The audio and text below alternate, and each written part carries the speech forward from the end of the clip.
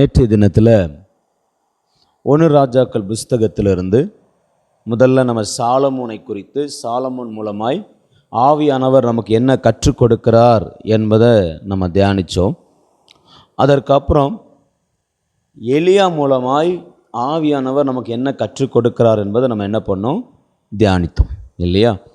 So Solomon மூலமாய் நம்முடைய தரிசனம் அழிந்து போவதில்லை, அவர் அழிய விடமாட்டார் என்கிற காரியத்தை ஆவியானவர் 1 ராஜாக்களின் புஸ்தகத்தில் நமக்கு கற்றுக் கொடுத்தார். அதே போல் எலியாவின் மூலமாய் நான் உன்னை போஷிக்கிறவர், நான் உன்னை எந்த விதத்திலும் எப்படி நான் என்ன செய்வேன், உன்னை போஷிப்பேன் சொல்லி ஆவியானவர் நம்மை போஷிப்பேன் என்று சொல்லுகிற காரியத்தை எலியா மூலமாய் நமக்கு என்ன செய்தார், கற்றுக் கொடுத்தார். அல்லேலூயா. இன்றைக்கும் நம்ம 2 ராஜாக்கள் புஸ்தகத்திலிருந்து ஆவியானவர் நமக்கு எதை கற்றுக் கொடுக்க விரும்புகிறார், ஆவியானவர் நம்முடைய வாழ்க்கையில் எப்படி செயல்பட விரும்புகிறார் என்பதை நம்ம தியானிக்க போகிறோம். இந்த 1 ராஜாக்கள் 2 ராஜாக்கள் ரெண்டுமே ஒரே புஸ்தகம்தான். நாம் படிப்பதற்கு எளிதாக இருக்க வேண்டும் என்பதற்காக இந்த புஸ்தகத்தை தனித்தனி என்ன பண்ணியிருக்கிறாங்க, பிரிச்சிருக்கிறாங்க. சரியா? ஸோ இந்த ராஜாக்களின் புஸ்தகம் அப்படின்னே சொல்கிறேன். இந்த ராஜாக்களின் புஸ்தகம் துவங்கும்போது தாவீதினுடைய மரணத்திலிருந்து என்ன பண்ணும், துவங்கும். தாவீதினுடைய வாழ்க்கையின் கடைசி பகுதியிலிருந்து துவங்கும். இன்னும் சொல்ல போனால் தாவீது தன் ஸ்தானத்தில் சாலமோனை ராஜாவாக அபிஷேகம் பண்ணுகிற காரியத்திலிருந்து துவங்குகிறது. ஆனால் இந்த புஸ்தகம் முடியும் பொழுது நன்றாய் முடியவில்லை. இந்த ராஜாக்களின் புஸ்தகம் எப்படி முடியும் அப்படின்னா, பாபிலோன் தேசத்திலிருந்து நேபுகாத் நேச்சார் வந்து தாவீதின் சந்ததி இஸ்ரவேலர்கள் எல்லாரையுமே சிறைப்பிடித்து போகிறதோட இந்த புஸ்தகம் என்ன செய்யும், முடிவடைகிறது. ஆமென். ராஜாக்களின் புஸ்தகம் எதில் ஆரம்பிக்குது, தாவீதினுடைய மரணமும் அவன் ஸ்தானத்தில் சாலமோனை உட்கார வைத்தல், சாலமோனை ராஜாவாக அபிஷேகம் பண்ணுதல், இந்த காரியத்திலிருந்து துவங்குது. முடியும் போது எப்படி முடியுதுன்னா, நேபுகாத் நேச்சர் பாபிலோன் தேசத்து ராஜா இஸ்ரவேலர்களையும் யூதர்களையும் முழுவதுமாய் சிறைப்பிடிக்கிற ஒரு அனுபவத்தை என்ன பண்ணுது, காட்டி இந்த புஸ்தகம் முடிவடைகிறது. அல்லேலூயா. பாருங்கள், இது எதை அடையாளப்படுத்துறதுன்னு சொல்லி தான் இன்றைக்கி நம்ம என்ன பண்ண போகிறோம், கொஞ்சம் நம்ம தியானிக்க போகிறோம். அல்லேலூயா. சரி, முதலாவது இந்த 2 ராஜாக்கள் புஸ்தகத்திலிருந்து எலிசா வாழ்க்கையிலிருந்து சில காரியத்தை நம்ம பார்த்துட்டு அதுக்கப்புறம் கடைசி எண்ணிக்கை நம்ம என்ன பண்ண போகிறோம், இன்னைக்கு வரப்போகிறோம். சரி, இந்த 2 ராஜாக்களின் புஸ்தகம் 2 காரியத்தை நமக்கு கற்றுக் கொடுக்கும். முதல்ல சொன்னேன், இந்த ராஜாக்கள் புஸ்தகமானது எதில் ஆரம்பித்து எதில் முடியுதுன்னு சொன்னேன். இப்போ இந்த 2 ராஜாக்களின் புஸ்தகம் பிரிச்சிருக்கிறோம்ல, நம்ம இந்த 2 ராஜாக்களின் புஸ்தகம் எதை கற்றுக் கொடுக்குன்னா, ஃபர்ஸ்ட் ஒன், ஒரு மனிதனுக்கு ஆவியானவர் எந்த அளவுக்கு தேவை, ஒரு மனிதனுக்கு ஆவியானவர் எந்த அளவுக்கு தேவை, அவன் எந்த அளவுக்கு ஆவியானவரை நேசிக்க வேண்டும், எந்த அளவுக்கு ஆவியானவரை அவன் விரும்ப வேண்டும், அவன் எதிர்பார்க்க வேண்டும் என்கிற ஒரு காரியத்தை கற்றுக் கொடுக்கிறது. அதற்கு பின்பு கடைசியில் இஸ்ரவேல் ஜனங்கள் ஆவியானவருடைய சத்தத்துக்கு கீழ்ப்படியாமல் போனதுனால என்ன நடந்தது என்பதையும் இந்த புஸ்தகம் நமக்கு என்ன செய்து கற்றுக் கொடுக்குது. சரியா? ஸோ இன்றைக்கு இப்போ 2 காரியத்தையும் நம்ம என்ன பண்ண போகிறோம், நம்ம தியானிக்க போகிறோம். முதலாவது, ஆவியானவர் நமக்கு எந்த அளவுக்கு தேவை, நம்ம ஆவியானவரை எந்த அளவுக்கு விரும்ப வேண்டும், நேசிக்க வேண்டும் என்கிற காரியத்தை எலிசாவின் வாழ்க்கையிலிருந்து நாம் கற்றுக்கொள்ள போகிறோம். எலியாவை கர்த்தர் தெரிந்தெடுத்திருந்தார்.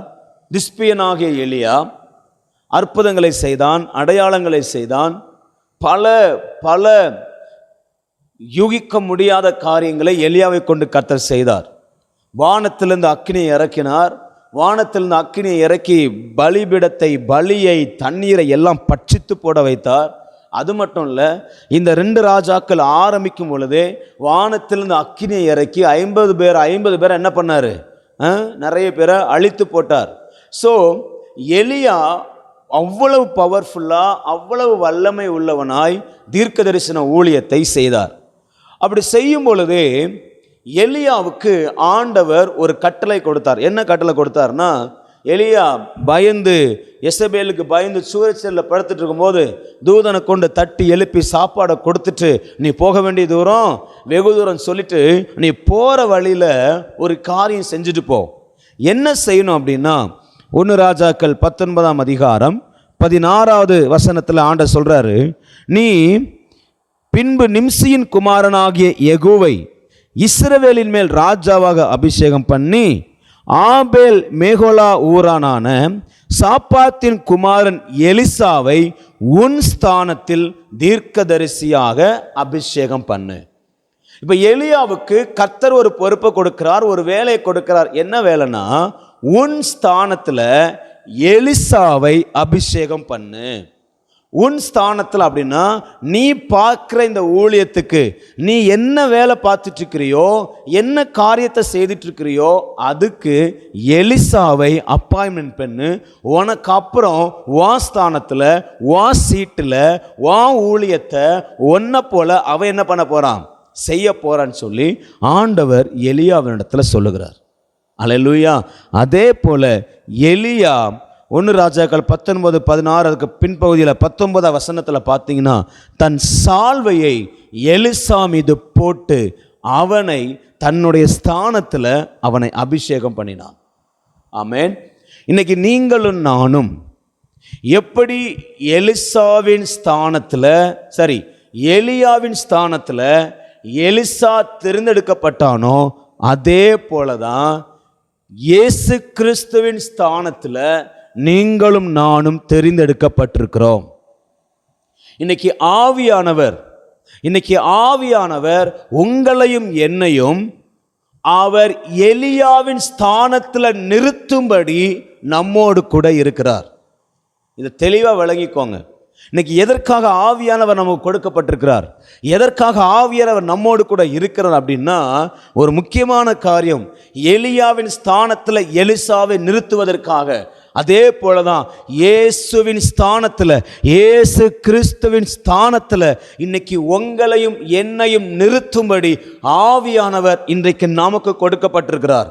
ஆவியானவருக்குள்ள நீங்க நிரம்ப, ஆவியானவருக்குள்ள நீங்க மகிமை அடைய, ஆவியானவரோட ஐக்கியம் வைக்க அவருடைய பிரசன்னத்தில் நீங்க நிரம்ப நீங்க இயேசுவினுடைய ஸ்தானத்தை அடைவீர்கள். இயேசுவின் ஸ்தானம்னா இயேசுவை போல கிடையாது, நம்ம இயேசுவை மாறிட முடியாது. இயேசுவின் ஸ்தானம் அப்படின்னா இயேசுவினுடைய ஊழியம், இயேசு என்ன செஞ்சாரோ அதை செய்கிற அனுபவம், இயேசு எப்படி வாழ்ந்தாரோ அப்படி வாழ்ந்த அனுபவம். இயேசு இந்த பூமியில் அவருடைய சீட்டை இன்னைக்கு நம்ம கையில் கொடுத்துட்டு, நான் என் வேலையை முடிச்சுட்டேன், இனி என் ஸ்தானத்தில் நீ இருந்து உன் வேலையை பாருன்னு சொல்லி நம்மளை அவருடைய ஸ்தானத்தில், அவருடைய இடத்துல நம்மை நிறுத்தி இருக்கிறார். அல்லேலூயா. இயேசு என்ன பண்ணார் தெரியுமா? நம்ம இன்னொரு பிளேஸில் இருந்தோம், பாவம் என்கிற பிளேஸில் இருந்தோம், சாபம் என்கிற பிளேஸில் இருந்தோம். அந்த பிளேஸை இயேசு எடுத்துட்டு பாவம் என்கிற பிளேஸை இயேசு எடுத்துக்கிட்டாரு, சாபம் என்கிற பிளேஸை இயேசு எடுத்துக்கிட்டாரு, நம்ம வியாதி என்கிற பிளேஸை எடுத்துட்டாரு, ஆக்கினை தீர்ப்பு என்கிற இடத்தை அவர் எடுத்துட்டு, நம்முடைய எல்லா இடத்தையும் அவர் எடுத்துட்டு அவருடைய இடத்துல நம்ம என்ன பண்ணிட்டார் தெரியுமா? உட்கார வச்சார். நமக்காக அவருடைய இடத்தை ஆயத்தம் பண்ணினார், நமக்காக அவருடைய இடத்தை ப்ரிப்பேர் பண்ணினார். ப்ரிப்பேர் பண்ணிட்டு அவர் போயிட்டு ஆவியனை அவர் அனுப்புனாரு. இப்போ ஆவியனை வந்து சொல்றாரு, டேய் உனக்காக ஒரு இடம் ஆயத்தமாக்கப்பட்டிருக்கு, உன் ஸ்தானம் என்ன தெரியுமா? இயேசுவின் ஸ்தானம், அந்த ஸ்தானத்தில் உட்காருன்னு சொல்லி இன்னைக்கு ஆவியானவர் இயேசு கிறிஸ்துவின் ஸ்தானத்தில் நம்மளை உட்கார வைக்க விரும்புகிறார். அதற்கு நேராகத்தான் நம்மளை நடத்துகிறார், அதற்காகத்தான் நம்மோடு பேசுகிறார், அதற்காகத்தான் வசனத்தை கற்றுக் கொடுக்கிறார், அதற்காகத்தான் என் கூட உறவாடு, என் கூட நீ ஐக்கியம் வைத்துக்கொள், என்னோடு கூட இணைந்து கொள் சொல்லி அதனால தான் ஆவியானவர் சொல்லுகிறார். இன்னைக்கு நீங்களும் நானும் இயேசுவின் ஸ்தானத்தில் நிற்கும்படி ஆவியானவர் விரும்புகிறார். அல்லேலூயா, அல்லேலூயா. இயேசு கடைசியில் மத்தேயு எழுதின சுவிசேஷம் 28ஆம் அதிகாரம் கடைசியில் சொல்லுவார் பாருங்க, வானத்திலும் பூமியிலும் சகல அதிகாரம் எனக்கு கொடுக்கப்பட்டிருக்கு. நீங்கள் போய் ஊழியம் செய்யுங்க. அப்படி என்ன அர்த்தம்? எல்லாத்தையும் உங்களுக்கு தர்றேன். யோவானில் சொன்னார், என்னை விசுவாசிக்கிற நீங்கள் என்னை காட்டிலும் பெரிய காரியத்தை செய்ய போகிறீங்க. என்னை காட்டிலும் பெரிய காரியத்தை செய்ய போகிறீங்கல்ல. இன்னைக்கு இயேசுவினுடைய ஸ்தானம் நமக்கு கொடுக்கப்பட்டிருக்கிறது. அந்த ஸ்தானத்துக்குரிய வேலையை, அந்த ஸ்தானத்துக்குரிய மதிப்பை, அந்த ஸ்தானம் எப்படிப்பட்டதுன்னு உணர்ந்து நீங்களும் நானும் செயல்பட வேண்டும். ஆமேன். உங்களை ஒரு கம்பெனியில் மேனேஜராக உட்கார வச்சுருக்காங்கன்னா, ஏற்கனவே ஒருத்தர் இருந்திருப்பார்ல, ஏற்கனவே அந்த சீட்டில் ஒரு மேனேஜர் உட்கார்ந்துருப்பார். அந்த கம்பெனிக்காக நல்லா உழைச்சிருப்பார்னு வச்சுக்கோங்க. அந்த கம்பெனியில் அவர் வந்து தான் நிறைய மாற்றிருப்பார், நிறைய விஷயங்களை சேஞ்ச் பண்ணியிருப்பார். சாப்பாடாக இருக்கலாம், ஃபுட், அதாவது ஒர்க்காக இருக்கலாம், மற்ற பணியாளர்களாக இருக்கலாம், நிறைய விஷயத்தை நல்லா பண்ணியிருப்பார். பண்ணி முடிச்சுட்டு அவர் வந்து வேலையை முடிச்சுட்டு போயிருந்திருப்பார். ஒரு 3 வருஷம் 4 வருஷத்தில் அவர் கிளம்பியிருப்பார். அதே இடத்துக்கு இன்னொருத்தர் வர்றார், நீங்கள் நானும் போகிறோன்னு வச்சுக்கோங்க. அந்த சீட்டில் உட்காந்துருக்குறோம். இப்போ அங்கே இருக்கிற எல்லாருடைய பார்வை என்னவா தெரியும்? இப்போ வந்திருக்கிறவர் முதல்ல இருந்தார்ல, அவரை காட்டிலும் என்ன செய்யணும்? பெட்டராக இருக்கணும். ஒருவேளை பெட்டராக இல்லட்டாலும் பரவாயில்ல, அவரை போலையாச்சும் இருக்கணும். அவர் என்ன சொல்லிட்டு போனாரோ, என்ன செஞ்சு வச்சுட்டு போனாரோ அதையாச்சும் ஃபாலோ பண்ணுறதா இருக்கணும்.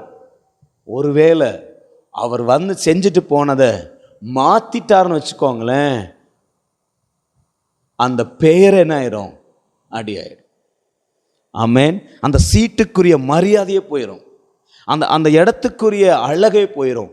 இன்னைக்கு உங்களுக்காக எனக்காக இயேசு ஆல்ரெடி இந்த பூமிக்கு வந்து அவர் ஒரு சீட்டை எடுத்து உட்கார்ந்து எல்லாத்தையும் ஆயத்தம் பண்ணி எல்லாத்தையும் செஞ்சு முடிச்சுட்டு போயிட்டு அவர் சொல்கிறாருங்க, பாரு, நான் எல்லாத்தையும் க்ளீன் பண்ணிட்டு போயிட்டேன். இப்போ யார் வரணும்? அடுத்தது நீ தான் அந்த ஸ்தானத்தில் வரப்போகிற. என்னை போல, என்னை விட அதிகமாக நீ என்ன பண்ணணும் செய்யணும்னு சொல்லிட்டு போயிருக்கிறார். அல்லேலூயா. அதற்காக சொன்ன, நான் உங்களுக்கு ஒரு தேற்றரவாளனை அனுப்புகிறேன், அவர் உன் கூட இருப்பார். அவர் என்னை போல வாழ்கிறதுக்கு உனக்கு என்ன செய்வார்? உதவி செய்வார். ஆவியார் நம்மோடு கூட இருக்கிறார். எதுக்கு தெரியுமா? அவருடைய ஸ்தானத்தில் நம்ம நிறுத்துவதற்கு. அல்லேலூயா. இப்போ கவனிங்க, இப்போ எலிசாவை எலியா அபிஷேகம் பண்ணுகிறார். அபிஷேகம் பண்ண எலியா யார் அபிஷேகம் பண்ணான்னு தெரியுமா? நீங்கள் 19-16 வாசித்து பார்த்தீங்கன்னா, ஆபேல் மேகோலா ஊர் அப்படின்னு போட்டிருக்கோம். ஆபேல் மேகோலா ஊர் அப்படின்னா நடனத்தின் புல்வெளி அப்படின்னு சொல்லுவாங்க. இன்னும் தெளிவாக சொல்லணும்னா நடனமாடுகிற புல்வெளி. அப்படின்னு என்ன அர்த்தம்? அந்த தேசம், எலிசா இருந்த ஏரியா அவ்வளவு செழிப்பான இடம், அவ்வளவு செழிப்பான இடம். புல் வந்து சாதாரண சின்ன சின்ன புல்லாக இருக்காதான், அதனுடைய தண்டே பெரிய பெரிய தண்டுகளாக இருக்குமா. நல்லா வளர்ந்து நல்ல செழிப்பா, எங்கே பார்த்தாலும் சந்தோஷமா, எங்கேயும் காஞ்ச புல்லை பார்க்க முடியாது, அவ்வளவு அழகு, அவ்வளவு செழிப்பு, அவ்வளவு பியூட்டிஃபுல்லான இடத்த சேர்ந்தவன் தான் எலிசா. ஆமேன். அது மட்டும் இல்லை, அவன் யாருடைய குமாரன் அப்படின்னா சாப்பாத்தின் குமாரன். சாப்பாத் அப்படின்னா ஆளுநர் அப்படின்னு அர்த்தம், தேசத்தை ஆளுகை செய்கிறவன் அப்படின்னு அர்த்தம். நல்ல ஒரு ரிச்சான மனிதன் சாப்பாத்து. தேசத்திலேயே நல்ல பணக்கார மனிதன், நிறைய மாடுகள், நிறைய ஏர் இருக்கு, நிறைய நிலங்கள் இருக்குது. ஒரு ஆசிரியப்பட்ட ஒரு ஐஸ்வர்யம் உள்ள குடும்பத்தை சேர்ந்தவன் தான் இந்த எலிசா. தேசத்துல மரியாதையை மதிப்புமிக்க குடும்பத்தை சேர்ந்தவன் தான் இந்த எலிசா. ஆமேன். அது மட்டும் இல்லை, எலிசா என்றால் தேவன் என்னுடைய ரட்சிப்பு அப்படின்னு அர்த்தம். ஆமேன். அவனுங்க புல்வெளி, தன்னுடைய தகப்பனுடைய அந்தஸ்து எல்லாமே இருந்தோம். எலிசா விரும்புகிறது ஒரே ஒரு ஆளை, யாரை தெரியுமா? ஆண்டவரை. எனக்கு புல்வெளி என்னுடைய ரட்சிப்பு இல்லை, எங்க அப்பா என்னுடைய ரட்சிப்பு இல்லை. யார் என்னுடைய ரட்சிப்பு? தேவன் தான் என்னுடைய ரட்சிப்பு. ஆமேன். தேவன் தான் என்னுடைய ரட்சிப்பு, ஆண்டவர் தான் என்னுடைய விடுதலை, ஆண்டவர் தான் எனக்கு எல்லாம். இந்த புல்வெளி, இந்த பணம், இந்த பொருள், ஆஸ்தி இல்லை, எனக்கு ஆவியானவர் தான், எனக்கு ஆண்டவர் தான் எனக்கு எல்லான்னு சொல்லி எலிசா கர்த்தரை சார்ந்து வாழ்ந்த ஒரு மனுஷன். ஆமேன். நல்ல ரிச்சான மனிதன், நல்ல ஆசிரியமல்ல ஒரு மனுஷன். இப்போ எலிசா சால்வையை போட்ட உடனே எல்லாவற்றையும் இழந்து, எல்லாவற்றையும் விட்டு கொடுத்துட்டு, அவனுக்கு உண்டானது எல்லாவற்றையும் கொடுத்துட்டு, தகப்பனை இழந்து, தாயை இழந்து, நிலத்தை இழந்து, தன்னுடைய ஆஸ்திகளை இழந்து, அந்த புல்வெளி, நடனம் ஆடுகிற அந்த புல்வெளியை விட்டுட்டு யாருக்கு பின்னாடி வந்தான் தெரியுமா? எலியாவுக்கு பின்னாடி வந்தார். அல்லேலூயா. எத்தனை பேர் ஆமேன் சொல்றீங்க? ஆமேன். நல்லா கவனிங்க, எலியாவுக்கு பின்னாடி இப்போ எலிசா நடந்து வந்துட்டு இருக்கிறான்.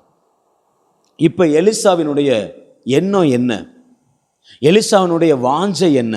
எதற்காக எலிசா எல்லாத்தையும் விட்டு வந்தான்? எலியாவிட்ட பெரிய பணம் எதிர்பார்க்குறானா, இல்லை எலியாட்ட வேற என்ன எதிர்பார்க்குறான் அப்படின்னா, நீங்கள் வாசித்து பார்த்தீங்கன்னா எலிசா 2 ராஜாக்கள் 3ஆம் அதிகாரம் 11வது வசனம். எலிசா எலியாவோடு கூடவே இருந்தான். எப்படி கூட இருந்தான் அப்படின்னா, அவன் கைகளை கழுவுவதற்கு தண்ணீர் வார்க்கிறவனா இருந்தான். எலிசா எலியாவினுடைய கைகளை கழுவுவதற்காக தண்ணீர் வார்க்கிறவன். எலிசாவை யாரும் அடையாளப்படுத்தணும்னா, எப்பா அந்த தீர்க்கதரிசி யாருப்பா அப்படின்னா, உங்களுக்கு தெரியாதா, அந்த எலியாவின் கைகளுக்கு தண்ணீர் வார்த்தான்ல அந்த எலிசா. அவனா? ஏன்னா நிறைய தீர்க்கதரிசிகள் இருந்தாங்க. 50 குழுக்களா நிறைய தீர்க்கதரிசிகள் இருந்தாங்க. ஆனா எல்லாரை பார்க்கலும் அவங்கெல்லாம் கூடவே நிறைய ட்ரெயின் ஆன ஆட்கள், கூடவே இருந்த ஆட்கள், பல வருஷமா கூட இருக்கிறாங்க. ஆனா எலிசா அப்பதான் அழைக்கப்பட்டிருக்கிறான். அவன் என்ன பண்ணான் தெரியுமா? எலியாவை பிடிச்சுக்கிட்டான். மற்ற யாவரும் பிடிக்காதத, மற்ற யாவரும் விரும்பாதத எலிசா பிடிச்சுக்கிட்டான். அவன் பிடிச்சது என்னன்னா, எப்போ எலியா கூடவே இருப்பது, அவன் சாப்பிடும்போது அவன் கைகளுக்கு தண்ணி ஊற்றுவது, சாப்பிட்றதுக்கு முன்னாடியும் சரி, சாப்பிட்றதுக்கு பின்னாடியும் சரி, இல்லை கைகளை கழுவுனாலும் சரி, அவன் கைகளை கழுவுவதற்கு தண்ணீர் வார்க்கிறவனா இருந்தான். இந்த தண்ணீர் வார்க்கிறது யார் வார்ப்பான்னா, அடிமைகள் வார்ப்பாங்க. எலிசா எலியாவுக்கு ஒரு அடிமையை போல செயல்பட்டான். எல்லா ஆஸ்தியும் உடையவன், ஒரு நல்ல அந்தஸ்துல வாழ வேண்டியவன், நல்ல மிகுந்த ஆஸ்தி உள்ளவன், தன்னை அடிமையா எண்ணி எலியா எலிசாட்ட என் கைக்கு தண்ணி ஊத்துன்னு சொல்லல. ஆனா எலிசா அதை விரும்பி எடுத்துக்கிறான். எலியாவை விடக்கூடாது, எலியாவை விட்டுற மாட்டேன்னு சொல்லிட்டு எலியா பின்னாடியே போறான். மற்ற ஜனங்களை பார்க்கலும், மற்றவர்களை பார்க்கலும் அவன் அந்த அளவுக்கு அட்டாச்சா இருக்கிறான். இன்னும் எந்த அளவுக்கு தெரியுமா? எலியா சுழல் காற்றினால எடுக்கப்படுவதற்கு தெரிஞ்சிடுச்சு, எல்லாருக்குமே தெரிஞ்சிடுச்சு. ஆனா மற்ற 50 தீர்க்கதரிசிகள், மற்ற எந்த தீர்க்கதரிசியுமே எலியா கிட்ட வரல. ஓகே, அவர் எடுத்துக்கொள்ளப்பட போறார் போலன்ட்டு. ஆனா எலிசா கூடவே போறான். எல்லாரும் கேட்குறாங்க, உன் தலைவர் எடுத்துக்கொள்ளப்பட போறாருல, என்ன பண்ண போற? இவ்வளவு நாள் கூடவே இருந்தியே, எலியா எடுத்துக்கொள்ளப்பட போறாரு, என்ன பண்ண போற? எனக்கு தெரியும், அவர் எடுத்துக்கொள்ளப்பட போறாரு, எனக்கு தெரியும். அப்ப நல்ல கவனிங்க, எல்லாருடைய மைண்ட் செட்டும் என்னன்னா, எலிசா என்னைக்கு எலியாவுடைய சால்வையை பெற்றானோ அன்னையிலிருந்து இன்னைக்கு வரைக்கும் அவன் கூடவே இருக்கிறான். அவன் கூடவே காலை பிடிச்சிட்டே நிற்கிறான், கைகளுக்கு தண்ணி வார்த்துக்கிட்டே இருக்கிறான், எங்க போனாலும் கூட போறான், அவனை விட மாட்டான். ஒருவேளை எலியா எடுத்துக்கொள்ளப்பட்டா இவன் என்ன பண்ணுவான்? இதுதான் எல்லாருடைய கேள்வி. நம்முடைய கேள்வி, எலிசா பின்பற்றுறதுனால எலிசா உனக்கு என்ன கிடைக்க போகுது? எலியா போறாரு, அதுக்கப்புறம் நீ சாதாரண ஒரு மனுஷனை வாழ போற, சாதாரண தீர்க்கதரிசியா வாழ போற, தீர்க்கதரிசி கூட்டத்துல ஒருத்தனா இருக்க போற, அவ்வளவுதான். நல்லா கவனிச்சுக்கோங்க. இன்னைக்கு உங்களையும் என்னையும் அவருடைய ஸ்தானத்தில் அபிஷேகம் பண்ணியிருக்கிறார். மற்ற 100 பேர்ல ஒருத்தரா இருப்பதற்கு கர்த்தர் உங்களை என்னையும் அழைக்கல. கர்த்தர் உங்களை என்னையும் தெரிந்து கொள்ளல. கூட்டத்தோடு கூட்டமா 100 பேர்ல ஒரு விசுவாசியா நான் வாழ்ந்துட்டு போயிடுறேன் பிரதர், நான் மற்றவங்களை போல சபைக்கு வர்றேனா, ஆராதிக்கிறேனா, ஜெபிக்கிறேனா, அப்படி வாழ்ந்துட்டு போறதுக்கு ஆவியானவர் நம்மளை தெரிந்து கொள்ளல. இன்னைக்கு எத்தனை பேர் விசுவாசிக்கிறீங்க? எலியாவின் சால்வை எலிசா மேல போடப்பட்டது போல இயேசுவினுடைய சால்வை என் மேல போடப்பட்டிருக்கிறது. அல்லேலூயா. சால்வை என்பது என்ன தெரியுமா? மகிமை. சால்வை என்பதற்கு எபிரேய அர்த்தம் மகிமை. அன்னைக்கு எலியாவினுடைய மகிமை மறைமுகமாய் எலிசா மேல போடப்பட்டது, சால்வை போடப்பட்டது.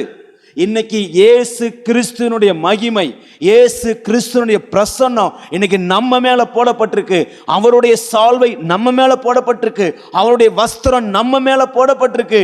எதுக்குன்னா அவருடைய ஸ்தானத்துல உட்கார வைப்பதற்காய். அல்லேலூயா. ஆனா நீங்கள் நானும் மற்றவர்களை போல 50 பேரை போல 50 பேர் கூட்டத்தில் இருந்துட்டு வாழ்வதற்காக அல்ல, எலியாவை பிடித்துக் கொள்வதற்காக. இப்ப எலிசாட்ட கேட்டா, எலிசா ஏன் எலிசா இப்படி பண்ற? என்ன கிடைக்கணும்னு நினைக்கிற நீ எலியாட்ட? எதுக்கு கைகளுக்கு தண்ணி வாத்துட்டு தெரியுற? ஏன் உன்னை அடிமையாக மாற்றிக்கிற? ஏன் எலியாவை விட்டு பிரிய மாற்ற? ஏன் எங்க போனாலும் கூட வர்ற எலியா சொல்றான், அந்த 1 ராஜாக்கள் அந்த 2 ராஜாக்கள் 2ஆம் அதிகாரத்துல, டேய் நீ போ, ஆண்டவர் என்ன போ சொல்றாரு, இங்க போ, இந்த பெத்தேலுக்கு போ சொல்றாரு, என்ன எரியோக்கு போ சொல்றாரு, என்ன யோர்தானுக்கு போ சொல்றாரு, நீ போன்னு சொன்ன. இல்ல இல்ல இல்ல, நான் எங்கேயும் போக மாட்டேன், நான் உன் பின்னாடியே வருவேன், உம்மை விட போவது இல்லை. ஏன் விட போறது இல்லை? ஏன் எலிசா இப்படி எலியாவை பின்பற்றி போற அப்படின்னா, நல்லா கவனிங்க. இப்ப எலியா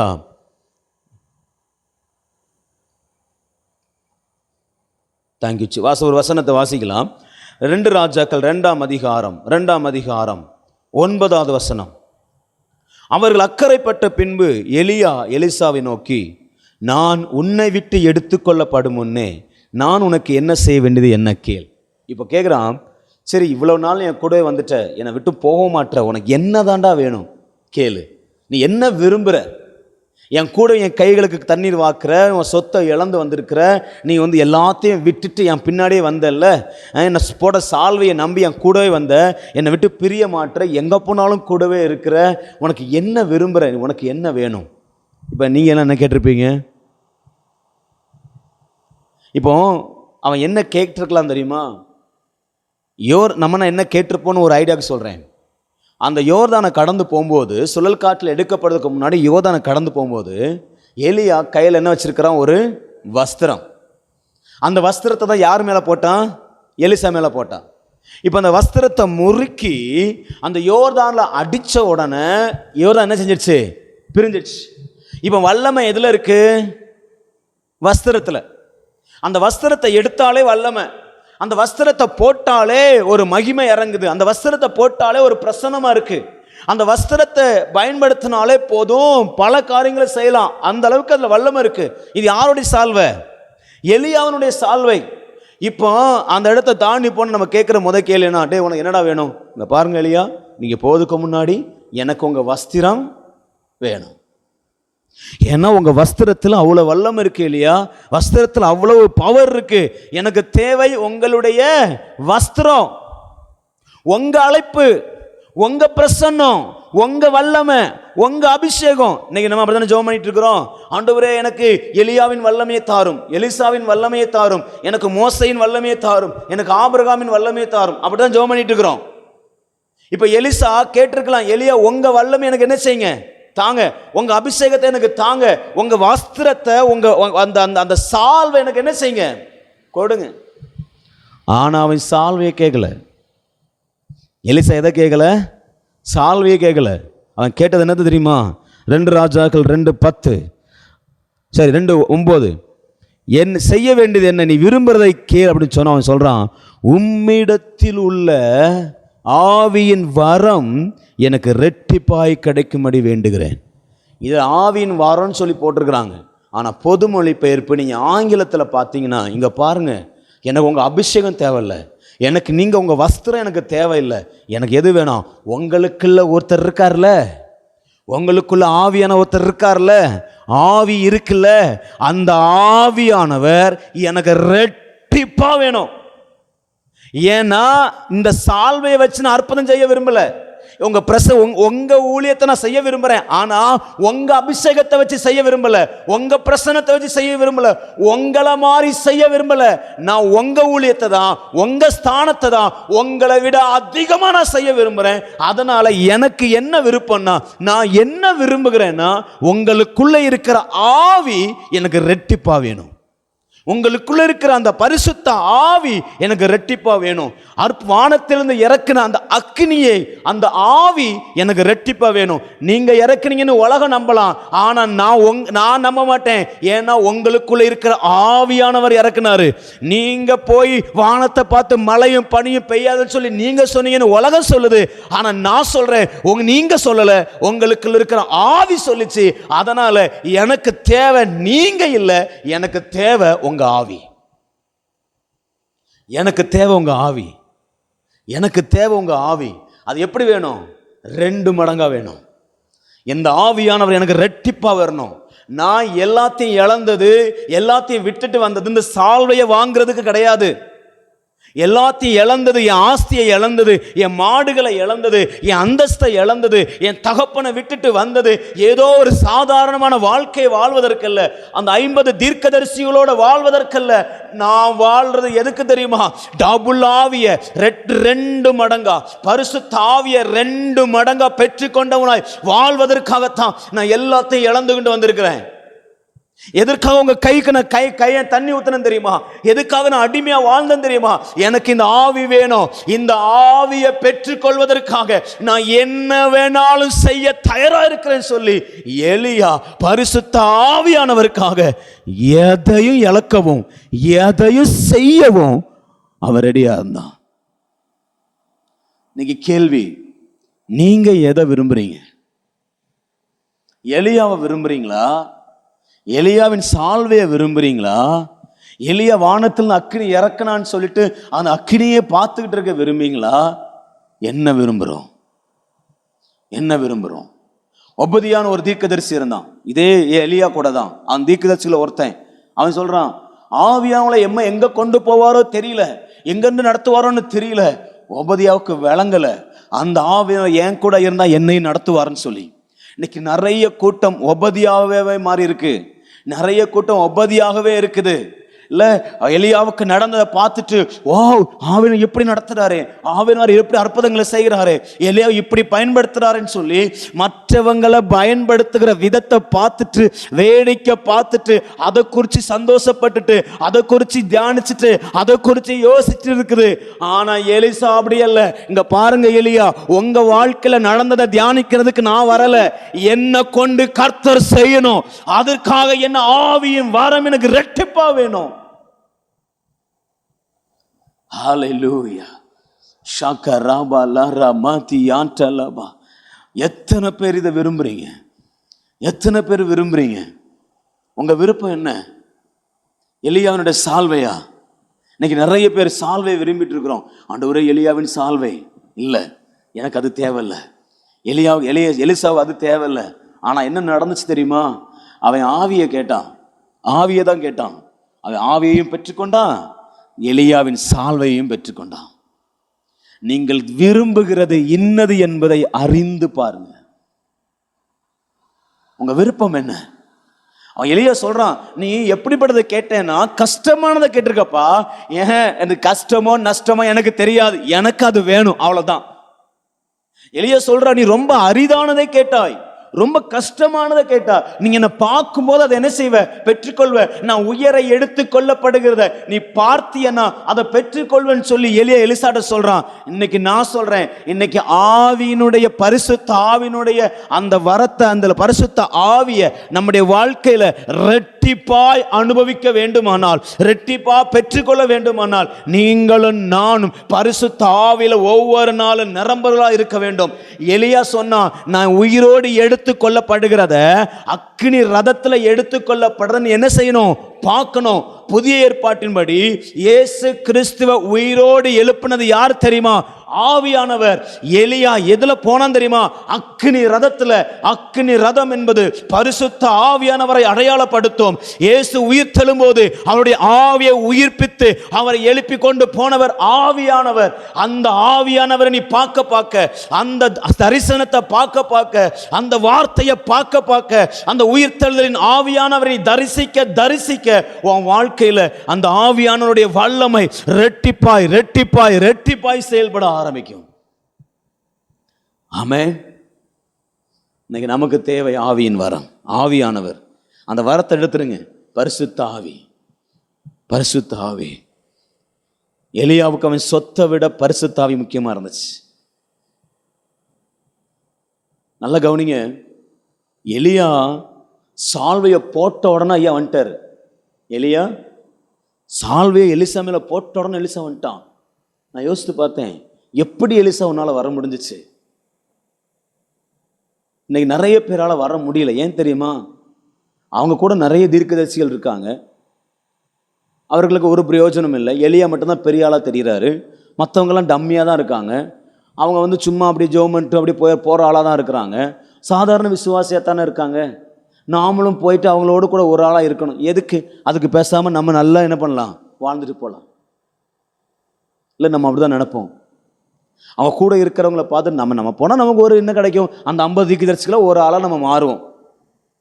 ஆனால் எலியா எலிசா மேலே சால்வையை போடுறதுக்கு முன்னாடியே எலிசாவுக்குள்ள ஒரு விருப்பம் என்ன தெரியுமா? எப்படியாச்சும் இந்த எலியாவுக்குள்ள இருக்கிற ஆவியை நான் வாங்கிடணும். ஆமென். ஏன் எலிசாவை ஆண்டவர் தெரிந்தெடுத்தார்? அவன் ஏறு உழுதுட்டு இருக்கிறான், தன் நிலத்துல ஏற உழுதுட்டு இருக்கிறான். உழுதுட்டு இருக்கும் போதெல்லாம் அவன் நினப்பு என்ன ஓடிட்டு இருக்குன்னா, எனக்கு இந்த எலியாவினுடைய ஆவி வேணும், அதை எப்படி பெற்றுக்கொள்றது? எனக்கு இந்த எலியாவினுடைய ஆவி வேணும், எப்படி பெற்றுக்கொள்றது? வீட்டில் தூங்கும் போதெல்லாம் எனக்கு எலியாவினுடைய ஆவி வேணும், என்ன பண்றது? அவர் தீர்க்கதரிசி புத்திரர் கூட இருக்கிறாங்க, அவங்களுக்கு தானே கொடுப்பார், ஒருவேளை எனக்கு கொடுப்பாரா மாட்டாரா? ஆனால் எனக்கு வேணும். எப்படி? நான் தீர்க்கதரிசியும் கிடையாது, நான் கூட இருக்கிற ஆளும் கிடையாது எனக்கு. ஆனால் எனக்கு என்ன வேணும்?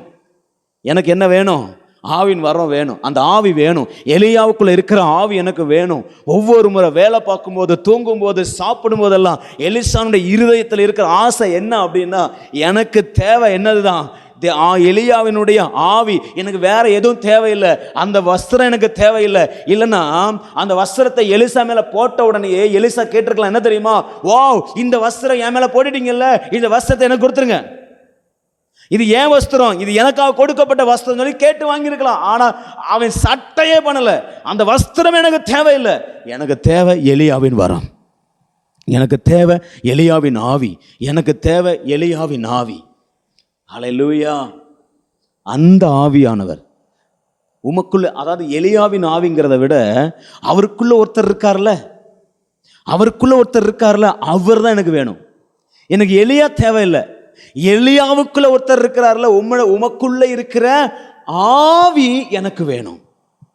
எனக்கு பரிசுத்த ஆவியானவர் வேணும், எனக்கு பரிசுத்த ஆவியானவர் வேணும், எனக்கு எலியாவை பயன்படுத்துகிற அந்த ஆவி எனக்கு வேணும், அந்த ஆவியான எனக்கு வேணும்னு சொல்லி அந்த இருதயம் கொழுந்து விட்டு எரிந்தது. ஆனால் கூட இருந்த தீர்க்கதரிசிகள் யாருக்குமே அந்த இருதயம் இல்லை. அதனால தான் சொன்னார், நீ போகும்போது எலிசாவை கொஞ்சம் பார்த்துட்டு போயிரு, ஏன்னா அவன் என்ன விரும்புகிறான், அவன் என்ன நேசிக்கிறான். நான் சொல்கிறேன், நீங்கள் ஆவியானவருடைய வல்லமையை, ஆவியானவரை நீங்கள் எந்த அளவுக்கு விரும்புகிறீங்களோ அந்த அளவுக்கு உங்களுக்கு கொடுக்கப்படுவார், அந்த அளவுக்கு கொடுக்கப்படுவார். அல்லேலூயா. எலிசா முடிவு பண்ணிட்டான், சால்வையை போட்ட உடனே இனி இந்த பக்கம் நான் என்ன பண்ண மாட்டேன், திரும்ப மாட்டேன், இனி திரும்பி வரமாட்டேன்னு சொல்லி மாடு எல்லாத்தையும் ஏறி எல்லாத்தையும் அடித்து உடச்சி அதை மாடை சாப்பாடு விருந்து பண்ணி எல்லாருக்கும் கொடுத்துட்டு, நான் இனி வரமாட்டேன்ப்பா, நான் ஆவியானவர் என்ன பண்ண போகிறேன், பெற்றுக்கொள்ள போகிறேன், பரிசுத்தாவி எனக்குள்ளே வரப்போகிறாருன்னு சொல்லி நான் ஆவியானவர்கிட்ட போகிறேன்னு சொல்லி எல்லா உறவுகளை பார்க்கிலும் எல்லாவற்றை பார்க்கிலும் ஆவியானவரை தேடி அவ்வளவு சந்தோஷமா, அவ்வளவு வைராக்கியமா ஆவியானவரை தேடி வந்தான். இன்னைக்கு எத்தனை எலிசாக்கள் இருக்கிறீங்க?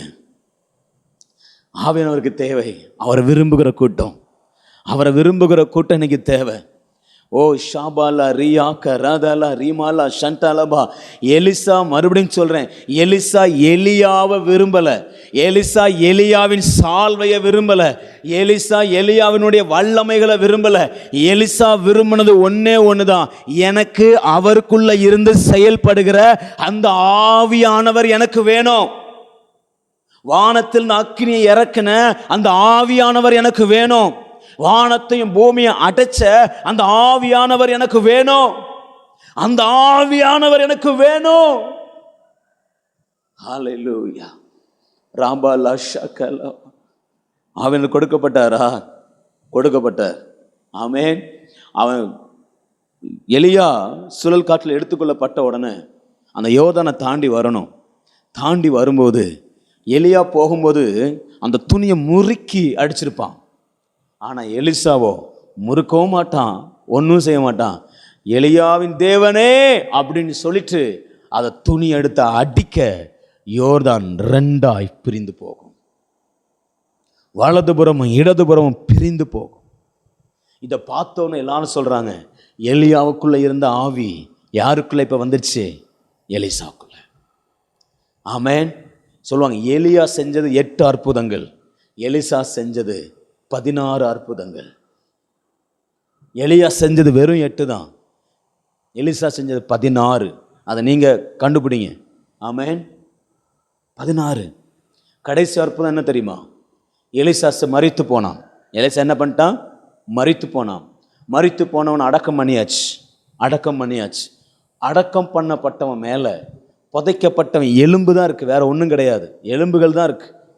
புதைக்கப்பட்ட அந்த அந்த அந்த மேலே, அந்த புதைக்கிறதுக்கு மண், அந்த இதுக்கு மேலே, கல்லறைக்கு மேலே ஒரு மரித்த சடலம் பட்ட உடனே அடுத்த செகண்டே அவன் உயிரோடு எழும்பினான். இப்போ எலிசாவுக்குள்ள இருந்த ஆவி எந்த அளவுக்கு வேலை செய்துன்னா, எலிசா நீ மரித்து போயிட்ட, உனக்குள்ள ஜீவன் இல்லை, ஆனா அவன் எலும்புகள்ல, அவன் அடக்கம் பண்ணப்பட்ட மண்ணில், அந்த கல்லறையில, அந்த பூமியில அவனுடைய அந்த சதைகள் எந்த இடத்துல மக்கி போனதோ, எந்த இடத்துல அவனுடைய அந்த சரீரம் மக்கி போனதோ, அதே இடத்துல பரிசுத்த ஆவியின் வல்லமை குறைஞ்சி போகல. அந்த அந்த கல்லறையில சும்மா ஒரு பணத்தை போட்ட உடனே, மரித்த மனுஷனை போட்ட உடனே அவன் எழுந்து காலொண்டு நிற்க ஆரம்பிக்கிறான். எலிசா மரித்தும் அவனுக்குள்ள இருக்கிற ஆவியின் வல்லமை செயல்பட்டு கொண்டே இருந்துச்சு. ஹல்லேலூயா. அவன் மக்கி எத்தனை வருஷம் ஆயிடுச்சு, அத்தனை வருஷம் ஆனாலும் எலிசாவினுடைய மண்ணில், புதைக்கப்பட்ட மண்ணில், கல்லறையில் எலிசாவுடைய வல்லமை இன்னும் இருந்துச்சு. இன்னைக்கு இப்படிப்பட்ட வல்லமை உள்ள எலிசாவாகத்தான் நீங்களும் நானும் மாற விரும்புகிறோம். ஹல்லேலூயா, ஹல்லேலூயா. இப்போ ஆவியானவருக்கு எலிசாவை கொடுத்த காரணம் என்ன தெரியுமா? எலிசா, நான் உனக்கு வேணும்னு சொல்லிட்டு நீ உன் சொத்தை இழந்த எலிசா, உன் வீட்டை இழந்த எலிசா, நீ அடிமையாக்கப்பட்ட எலிசா, எலியாவுக்கு நீ கைகளை தண்ணீர் வார்த்து கொண்டே இருந்த எலிசா, நீ எலியாவை விடாம பிடிச்சிக்கிட்டே இருந்த எலிசா, அவன் எனக்கு கேட்டப்ப நீ எனக்கு வஸ்திரத்தை கேட்கல எலிசா, நீ வேற எதுவுமே கேட்கற எலிசா, நான் உன் வேணும்னு கேட்ட பாத்தியா, நான் உனக்குள்ள வரணும்னு கேட்ட பாத்தியா, நான் உனக்கு கொடுக்கிற கனம் என்ன தெரியுமா, நான் உனக்கு கொடுக்கிற மரியாதை என்ன தெரியுமா, நான் உன்னை எப்படி பயன்படுத்த விரும்புறேன் தெரியுமா? நீ மரித்து போனாலும், நீ மரித்து போய் மக்கி போனாலும், உன் சரீரத்தில், உன் கல்லறை மேல எவனை வச்சாலும் அவன் உயிரோட எழும்புவான். இது நான் உனக்கு கொடுக்கிற கிஃப்ட்னு சொல்லி ஆவியானவர் எலிசாவை பயன்படுத்தினார். நல்லா விளங்குங்க. நீ ஆவியானவரை கொஞ்சம் விரும்பினாலே அவர் நிறைய செய்வார். ஹலோ, நீ ஆவியானவரோடு கூட கொஞ்சம் நெருங்க நினைச்சாலே அவர் நிறைய நெருங்குவார். நீ ஆவியானவருக்கு கொஞ்சம் செய்ய நினைச்சாலே அவர் நிறைய செய்ய நினைப்பாரு. இவனும் எல்லாத்தையும் இழந்து வந்தான். சும்மா விட்டுருவாரு? விட மாட்டார். இன்னைக்கு ஆவியானவர் அப்படிப்பட்டவராக உங்களுக்குள்ள எனக்குள்ள இருக்கிறார். எத்தனை பேர் இந்த ஆவியானவரை விரும்புறீங்க? கரங்களை உயர்த்தி, எனக்கு இந்த உலகத்தில் எதுவும் வேணாம்ப்பா, எனக்கு தேவை நீங்க தான், எனக்கு தேவை நீங்க தான். ஆவியானவரை எனக்கு தேவை நீங்க தான். இந்த உலகத்தில் நான் என்ன செய்யணும், என்ன பண்ணணும், என்ன நடக்கணும், நான் எப்படி இருக்கணும், அவருடைய ஸ்தானத்தில் நான் நிறுத்துறதுக்கு எனக்கு நீங்க தேவை. நீங்க எல்லாம் என்னால் ஒன்றும் பண்ண முடியாத ஆண்டவரே. இதோ மனிதர்கள் மத்தியில் வாசம் செய்பவரே, எங்கள் நடுவிலே வசித்திட விரும்பிடும் தெய்வமே, உமக்கு சிங்காசனம் அமைத்திட உம்மை துதிக்கிறோம் இயேசுவே. பரிசுத்த அலங்காரத்துடனே உம்மை தொழுகிறோம் இயேசுவே. எங்கள் மத்தியில் உலாவிடும் உம்மை போல் என்னை மாற்றிவிடும். எங்கள் மத்தியில் உள்ளவங்க ஆண்டவரே, எங்கள் மத்தியில், எங்க மத்தியில் நீங்க எங்களுக்கு தேவை. நீங்க எங்களுக்கு தேவை. ஆவியானவரே, நீங்க எங்களுக்கு தேவை. ஆவியானவரே, நீங்க எங்களுக்கு தேவை. ராபாலா ஷாக்க லாமா ராபா லீ ஆக்க ராதா லாபா. ஒரு நிமிஷம் ஆவியில நிறைந்து நல்லா ஜெபம் பண்ணுங்க பார்க்கலாம். ஸ்தோத்திரம் பண்றவங்க நல்லா வாயில திறந்து ஸ்தோத்திரம் பண்ணுங்க. எனக்கு ஆவியானவர் தேவை, எனக்கு ஆவியானவர் தேவை. இந்த உலகத்தில் இருக்கிற நான் ஆஸ்தி வேணான்னு சொல்ல, சொத்து எல்லாமே ஆண்டவர் கொடுக்கறது. ஆனா இவைகளை எல்லாம் பார்க்கல. எனக்கு யார் தேவை தெரியுமா? ஆவியானவர். ஏன் நான் விரும்புறது என்ன தெரியுமா? பரிசுத்த ஆவியானவர். ரெட்டிப்பா ரெட்டிப்பா 2 மடங்குனா என்ன தெரியுமா? சேஷ்ட புத்திர பாகம். நீங்க அப்பாட்ட வாங்க வேண்டிய சேஷ்ட புத்திர பாகம் என்ன தெரியுமா? பரிசுத்த ஆவியானவர். ஆவியானவர் சொல்றாரு, நான் உன்னோட பிள்ளையா மாத்திருக்கிறேன், நான் அவருடைய சேஷ்ட புத்திரனா உன்னை மாத்திருக்கிறேன். எதுக்கு மாத்தினார் தெரியுமா? நீங்க பிதாட்ட ஒன்று கேட்கணும், நீங்க ஏசப்பாட ஒன்று கேட்கணும். என்ன? ஆண்டவரே, நான் உங்க பிள்ளைன்னா, நான் உங்க சேஷ புத்திரன்னா, நீங்க ஒரு சேஷ புத்திரனுக்கு கொடுப்பீங்கல்ல சேஷ புத்திர பாகம், டபுள் போர்ஷன். எனக்கு அந்த டபுள் போர்ஷன், எனக்கு சொத்து வேணாம், எனக்கு டபுள் போர்ஷன் இந்த உலகத்தில் இருக்கிற எது வேணாம், எனக்கு டபுள் போர்ஷனா உங்க ஆவி எனக்கு தாங்க, உங்க ஆவி எனக்கு தாங்க.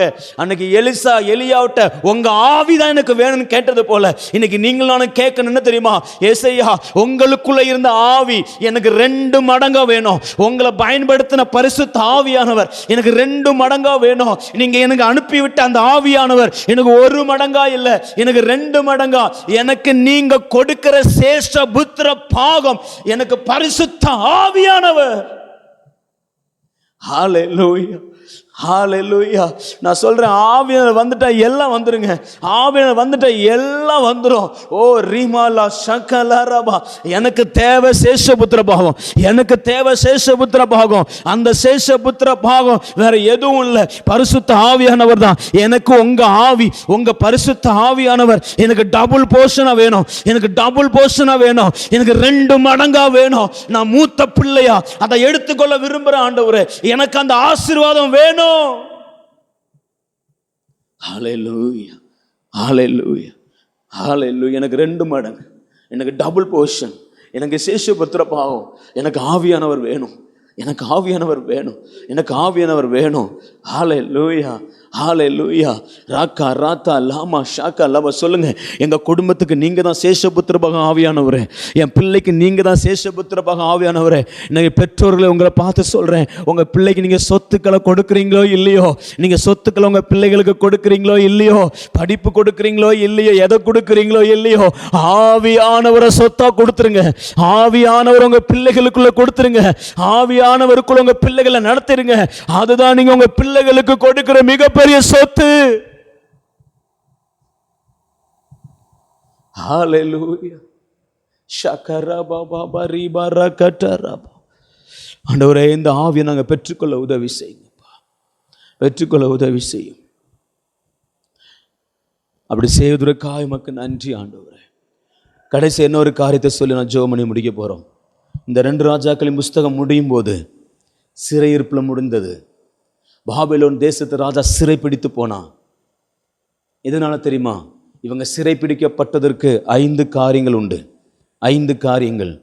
1 விக்கிரக ஆராதனை, இன்னொன்று தேவனுக்கு உண்மை இல்லாத காரியம், 2வது, 3வது ஓய்வு நாளை அனுசரிக்கல, 4வது அதாவது சமுதாயத்தில் லஞ்சம், ஏழைகளை ஒடுக்குதல், இதெல்லாம் இருந்துச்சு. அப்படின்னு சொல்கிறேன், விக்கிரக ஆராதனை, உண்மை இல்லாத நிலை, அப்புறம் ஓய்வு நாளை அனுசரிக்காதது 3வது, 4வது சமுதாயத்தில் எல்லாரையும் தாழ்ந்தப்பட்டவர்களுக்கு கொடுமை இழைக்கிறது, லஞ்சம், ஊழல். இதுதான் அன்னைக்கு ஜனங்கள் சிறைப்பட்டு போவதற்கு காரணம். நான் 5 சொன்னேன்னா சரி, 4 சொல்லியிருக்கிறேன். 5வது என்ன தெரியுமா? இந்த விக்கிரக ஆராதனை பண்ணும்போது தீர்க்கதரிசிகளை கர்த்தர் அனுப்பினார். என்ன செய்யாத, பாவம் பண்ணாத. ஓய்வு நாளை அனுசரிக்க சொன்னார், ஆவியானவரை கொண்டு சொன்னார், வார்த்தைக்கு கீழ்ப்படியல. சமுதாயத்தில் லஞ்சம் ஊழலை பற்றி ஆவியானவர் பேசினார், செவி கொடுக்கல. தீர்க்கதரிசிகள் ஆவியானவர் அனுப்பி பேசுறாரு.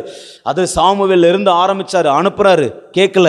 எலியாவை அனுப்புனாரு, கேட்கல. எலிசாவை அனுப்புனாரு, கேட்கல. மீகாவை அனுப்புறாரு, கேட்கல. யோனாவை அனுப்புறாரு, கேட்கல. நெகேமியாவை அனுப்புறாரு, ஏசாயாவை அனுப்புறாரு, எரேமியா சொல்லி தீர்க்கதரிசிகளை அடிக்கிட்டே இருக்கிறார். ஆனா கேட்கல. தீர்க்கதரிசிகளின் வார்த்தைக்கு செவி கொடுக்கல. அப்புறம் என்ன தெரியுமா? ஆவியானவருடைய சத்தத்துக்கு அவங்க செவி கொடுக்கல. ஆவியானவரை அவங்க அசட்டை பண்ணினாங்க. ஒரு வசனத்தை வாசிங்க பார்க்கலாம். அப்போஸ்தலர் 7ஆம் அதிகாரம் 51வது வசனம். வணங்கா கழுத்துள்ளவர்களே, அப்போஸ்தலர் 7:51, வணங்கா கழுத்துள்ளவர்களே, இருதயத்திலும் செவிகளிலும் விருத்த சேதனம் பெறாதவர்களே, உங்கள் பிதாக்களைப் போல நீங்களும் பரிசுத்த ஆவிக்கு எப்பொழுதும் எதிர்த்து நிற்கிறீர்கள். வணங்கா கழுத்துள்ளவர்களாய் 40 வருஷம் வனாந்தரத்தில் மட்டும் இல்ல, ராஜாக்களின் காலத்திலும் ஜனங்கள் அழுது கொண்டிருந்தாங்க. நெகேமியா புஸ்தகத்தில் 9ஆம் அதிகாரம் 16ஆம் வசனத்தில் இப்படி புலம்புறாங்க. ஆண்டவரே, நாங்கள் வணங்கா கழுத்துள்ளவர்களாக இருந்துட்டோம், நாங்கள் அகங்காரமாய் நடந்துட்டோம், எங்க கழுத்தை கடினப்படுத்திட்டோம், உங்க வார்த்தைக்கு நாங்கள் செவி கொடுக்கல ஆண்டவரே. பரிசுத்த ஆவிக்கு நாங்க செவி கொடுக்கல, பரிசுத்தாவின் வார்த்தை நாங்க அசட்டை பண்ணிட்டோம், தீர்க்க தரிசிகளுக்கு நாங்க செவி கொடுக்காம போயிட்டோம். அதனால எங்களுக்கு இந்த சிறையிருப்பு. இன்னைக்கு நீங்களும் பரிசுத்த ஆவியினுடைய வார்த்தைக்கு செவி கொடுக்கலன்னா சிறையிருப்புல இருக்கிறோன்னு அர்த்தம். நீங்க எத்தனை பேர் சிறையிருப்புல இருக்கிறீங்கன்னு தெரியல. இந்த காலை வேளை ஆவியானவர் சொல்றாரு, உன் சிறையிருப்பை மாத்த என்னால முடியும்.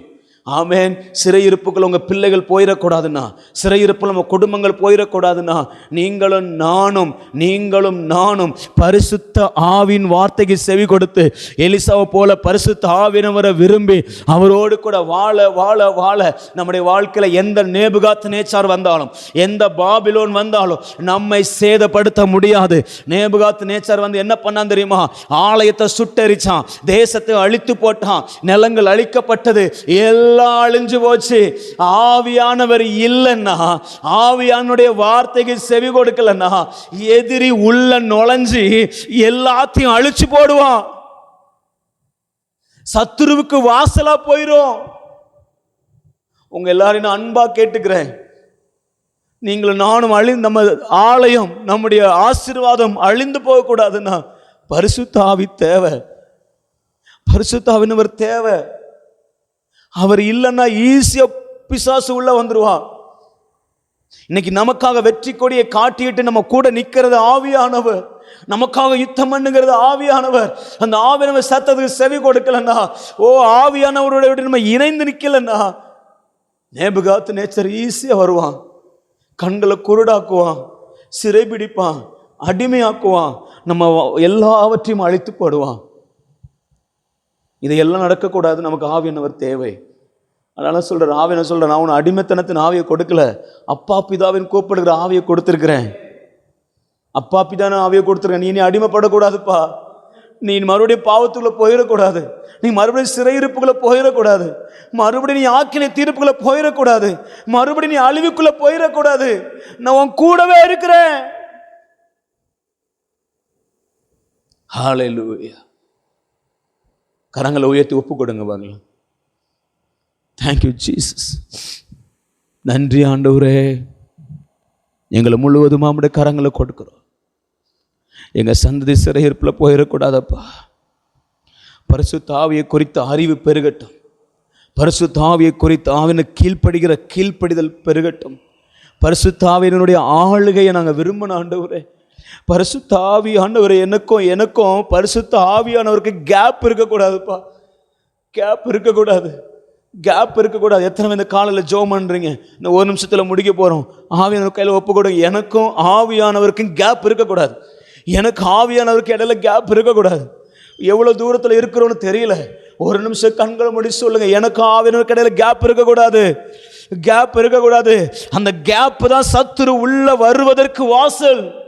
உங்களுக்கும் ஆவியானவருக்கு இடையே கேப் இருக்குன்னா அந்த கேப்பை தான் ஈஸியா பிசாசு உள்ள பிடிக்கிறான். ஒரு பெரிய டேம் உடைகிறதுக்கு பெரிய ஹோல் தேவையில்லை, பெரிய உடைவு தேவையில்லை, ஒரு சின்ன ஹோல் இருந்தா போதும். தண்ணி நுழைகிறதுக்கான ஒரு சின்ன வழி இருந்தா போதும், ஒரு பெரிய டேமையை உடைச்சு தூள் தூளா ஆக்கிறோம். இன்னைக்கு நம்முடைய வாழ்க்கையில ஒரு சின்ன கேப் கொடுத்தா கூட பிசாசு எவனை விழுங்கலாமோ என்று கெர்ச்சிக்கிற சிங்கம் போல நிற்கிறான். இன்னைக்கு நேபுகாத் நேச்சர் உங்களை விழுங்கும்படி நிற்கிறான், பிசாசு உங்களை விழுங்கும்படி நிற்கிறான். கேப் கொடுத்துறாதீங்க. ஆவியானவரே, எங்களோடு இணைந்து கொள்ளுங்க ஆண்டவரே, நாங்க உங்களோடு இணைந்து கொள்ளுகிறோம்ப்பா, நாங்க உங்களோடு இணைந்து கொள்ளுகிறோம்ப்பா. ஹல்லேலூயா, ஹல்லேலூயா, ஹalleluya ஹalleluya ஹalleluya. கையில் ஒப்பு கொடுக்கிறோம். எங்களுக்கு நீங்கள் தேவைப்பா, நீங்கள் மட்டும்தான் தேவை. எங்கள் சேஷ்டபுத்திர பாகமே நீங்கள் தான், எங்கள் ஆசீர்வாதமே நீங்கள் தான் ஆண்டவரே. உண்மையே நேசிக்க, உண்மையே விரும்ப, அதுக்கு எதை வேணாலும் இழக்க, எதை வேணாலும் செய்ய நாங்கள் ரெடியாக இருக்கிறோம். எங்களுக்கு தேவை ஆவி, எங்களுக்கு தேவை உங்கள் ஆவியானவர். அது போதும், எங்களுக்கு அது போதும். எங்களை வழி நடத்தும். அந்த ஒவ்வொருவரையும் ஆசீர்வதியும். இயேசுவின் நாமத்தில் ஜெபிக்கிறோம் எங்கள் நல்ல பிதாவே, ஆமேன். என் ஆத்துமாவே கர்த்தரை ஸ்தோத்திரி, என் முழு உள்ளமே பரிசுத்த நாமத்தை ஸ்தோத்திரி. என் ஆத்துமாவே கர்த்தரை ஸ்தோத்திரி, கர்த்தர் செய்த சகல உபகாரங்களையும் மறவாதே.